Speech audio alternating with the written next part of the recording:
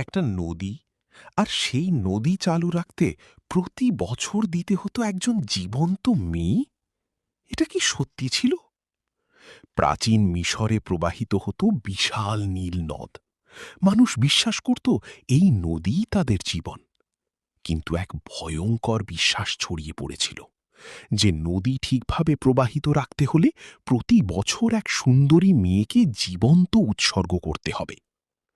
মানুষ ভয়ে কাঁপত, কেউই নিজের মেয়েকে দিতে চাইত না, তবুও বাধ্য হতো। তারপর এক সময় এলো ইসলাম, আর এলেন ন্যায়পরায়ণ খালিফা হজরত উমর রাদিয়াল্লাহু আনহু। যখন তিনি এই কুসংস্কারের কথা জানলেন, তিনি সাথে সাথে এটা বন্ধ করে দিলেন। তিনি একটা চিঠি লিখলেন নীল নদকে: হে নদী, যদি তুমি আল্লাহর হুকুমে প্রবাহিত হও তবে প্রবাহিত হও, আর যদি নিজের ক্ষমতায় চলতে চাও তবে থেমে যাও। সবাই অবাক হয়ে দেখল, কোনো উৎসর্গ ছাড়াই নীলনদ আবার প্রবাহিত হতে শুরু করল। কুসংস্কার মানুষকে ধ্বংস করে, আর সত্য এক আল্লাহর উপর বিশ্বাসী মুক্তির পথ।